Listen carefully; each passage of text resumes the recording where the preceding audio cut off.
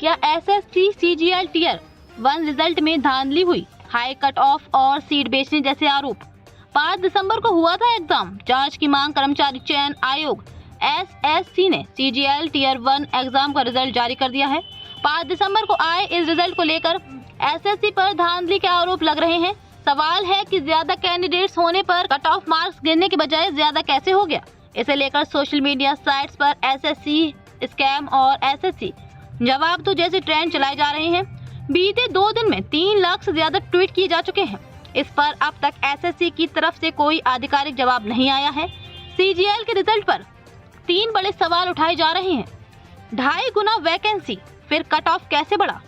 Candidates का कहना है कि पिछले एग्जाम में कम वैकेंसी के बावजूद कम कट ऑफ था। इस बार 2.5 गुना वैकेंसी बढ़ने के बावजूद कट ऑफ बढ़ कैसे गया।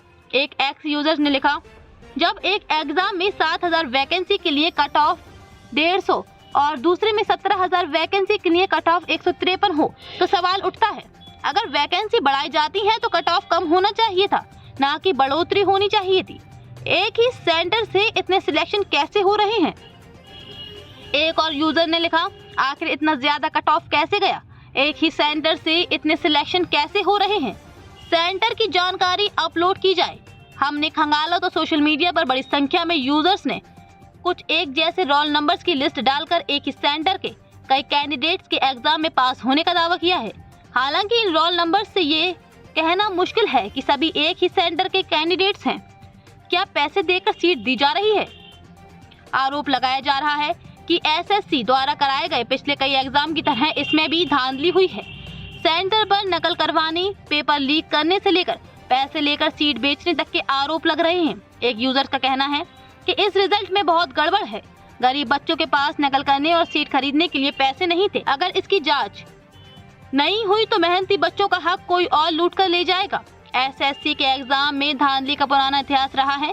ये पहली बार नहीं है कि एसएससी पर किसी एग्जाम को लेकर धांधली के गंभीर आरोप लगे हों। 2017 के एसएससी सीजीएल एग्जाम में गड़बड़ी के आरोपों के बाद मामला सुप्रीम कोर्ट पहुंचा था। सुप्रीम कोर्ट ने गड़बड़ करने वाले कैंडिडेट्स की पहचान में असमर्थता का हवाला देते हुए एग्जाम कैंसिल करने का आदेश दिया था। सुप्रीम कोर्ट का कहना था कि कभी कभी कठोर निर्णय इसलिए लेने पड़ते हैं ताकि ऐसी गतिविधियों धांधली में शामिल लोगों को ये संदेश दिया जा सके कि इससे किसी को फायदा नहीं होगा। ताज़ा मामले पर एसएससी की तरफ से कोई जवाब नहीं आया है। टियर 1 में पास हुए कैंडिडेट्स का एग्जाम 18 से 20 जनवरी 2025 को होगा। कौटिल्य अकेडमी भोपाल में मैथ्स के टीचर सतीश यादव कहते हैं कि एक ही सेंटर से कई कैंडिडेट्स का सिलेक्ट होना शंका तो पैदा करता ही है। ज्यादा कट ऑफ के सवाल पर वे कहते हैं कि अब अच्छी तैयारी करके बच्चे एग्जाम देते हैं, इसलिए कट ऑफ बढ़ भी सकता है। उस पर सवाल उठाना काबिल बच्चों की मेहनत पर सवाल उठाने जैसा है।